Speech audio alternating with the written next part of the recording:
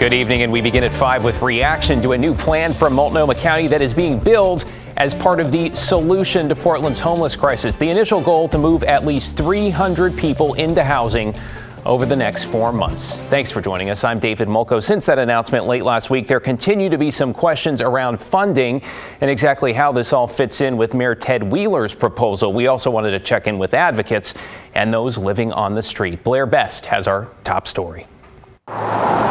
It's the latest attempt at getting people off the streets and into housing. Off and on for the last 15 years. That's how long Diamond Howard has been homeless in Portland. It is crazy. I've been on a list for 4.5 years now. She's currently on 4 housing wait lists. So bad I can actually taste it. I dream of it, having my own keys to my own apartment. People like Diamond are the focus of Housing Multnomah Now, the county's latest plan to get 300 people into housing over the next 4 months. There are apartments already every day on the market. Dennis Terrialt at the county's Joint Office of Homeless Services says they'll flood certain areas of Portland with outreach workers.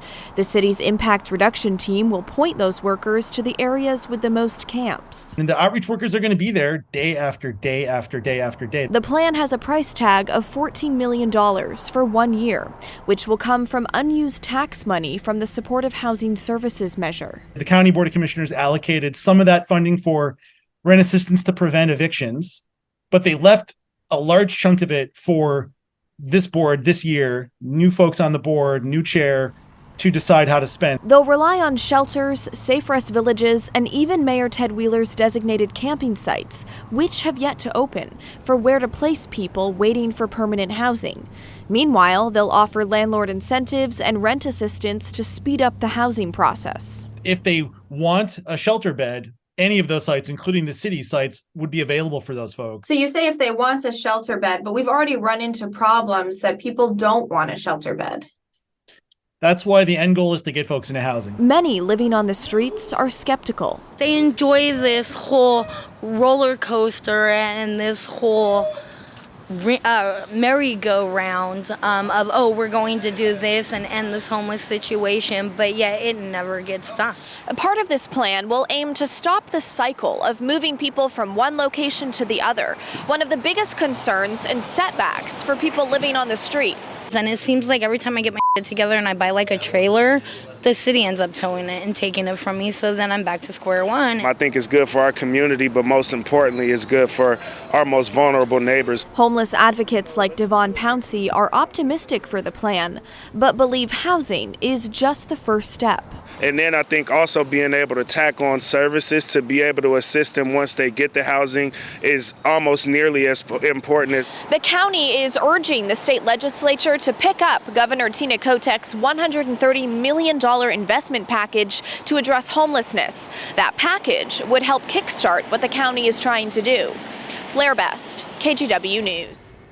Meanwhile, the mayor's office issued a statement in response to the county's plan saying, quote, "The mayor's plan to develop temporary alternative shelter sites is absolutely still moving forward. We plan to announce sites and service providers soon," end quote. And of course, we will keep you posted.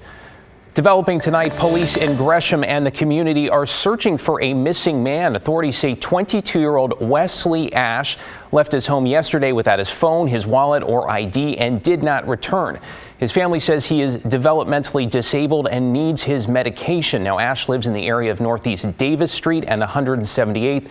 His family describes him as white, about 5'8" and 145 pounds, with light brown hair. He was last seen wearing a dark blue hoodie and black sweatpants. Right now, there is an ongoing search effort for him in the community. Anyone who sees Wesley Ash should contact police.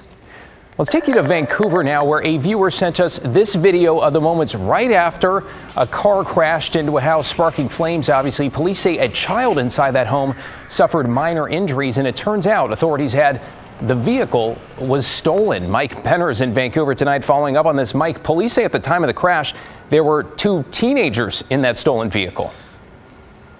Yeah, that's right, David. A 14-year-old and a 17-year-old. In fact, the 17-year-old girl was booked into the juvenile detention center behind me on a number of charges, including driving under the influence and possession of a stolen motor vehicle. I can tell you that people living in the area where this all unfolded are surprised by the ages of the individuals, but not at all surprised that the crash happened where it did. This video obtained by KGW shows the moments right after a car crashed into a northeast Vancouver house Sunday night. I was in my living room and I heard the noise when it hit. Ed Park looked outside just in time to see two people running away from the wrecked car. Troubling for sure, but Ed's priority was the family inside the home. We got a hold of the neighbor or the owner of the house inside, told him that the car, you better clear out to evacuate the home. And they did, but not unscathed. We're told a 5-year-old who was inside the house suffered minor injuries. A few hours or maybe an hour earlier, them kids would have been right there at that corner. A corner that Ed says is problematic. In the 20 years that he's lived at the corner of Northeast 47th Street and 56th Avenue, Ed says he has seen a lot of wrecks. It's just a fast corner, and it should have more traffic control on it. Even a sign saying dangerous corner, a flashing sign saying caution, dangerous corner would help. A sentiment echoed by others who live in the area. It's not safe over here, and I just wish the sheriffs would patrol it more, because then that would be a good deterrent from people wanting to speed and do crazy stuff. Crazy is certainly one way to describe what happened Sunday night. Authorities say the car that crashed was stolen, and the two people who bailed out of it were just 14 and 17 years old. Deputies managed to track them down, much to the relief of neighbors. It could have been very differently. Yeah, this could have ended much differently. For instance, that house could have burned down, but neighbors are applauding just how fast both fire and police arrived on scene. David? Yeah, Mike Penner in Vancouver. Thank you, Mike. Tonight, there is a push in Salem to make one of the best tools to prevent deaths from opioids like fentanyl more available in places like schools and businesses. Now, these proposed laws would make Narcan or naloxone legal to have and to use without a prescription. The state would purchase it in bulk for a cheaper price and then offer discounts to companies, schools, public agencies, or really anyone else that wanted to have it on hand. Teachers and school staff members would be allowed to use Narcan without parent permission if they thought a student was overdosing. Now, State Representative Maxine Dexter says the bill should pass with bipartisan support. Public health changes are always too early or too late. You're never exactly at the right time. So sure, we could have done something sooner, but really what this acknowledges is that we have a lot of work to do. We're leaning in and we're going to take care of our communities as best as we can. And there's going to be more that we should consider. This is just a start. And Dexter adds it is widely understood that there is no danger in administering treatments like naloxone, which reverse the effects of an overdose, even if a person turns out not to have opioids in their body. Meanwhile, a brand new drug treatment facility is about to open in the Rose City. It's run by the Confederated Tribes of Grand Ronde. Brian Clerkley is in the newsroom tonight. Brian, good to see you. This is the second location they are opening. It sounds like this one is a little bit different, though. Well, yes, the first location is in Salem, and they both focus on Native American culture, using cultural activities to help fight opioid addiction. Health officials say inner healing can happen while being creative. The facility is called Great Circle Recovery, and this project has been in the works for the past 4 years. 17 staff members have been hired, including counselors, doctors, administrative, safety, and security. So if you're Native, you can use Indian Health Services to pay. Medical Director Jim Ladler says opioid addiction is an issue in all communities, but it's hitting the indigenous community hard. The Native American communities had a struggle with substance use for probably decades, possibly centuries at this point. And a lot of that has to do with just, again, the extreme poverty, despair, loss of their culture. This facility is not residential, meaning clients don't stay the night.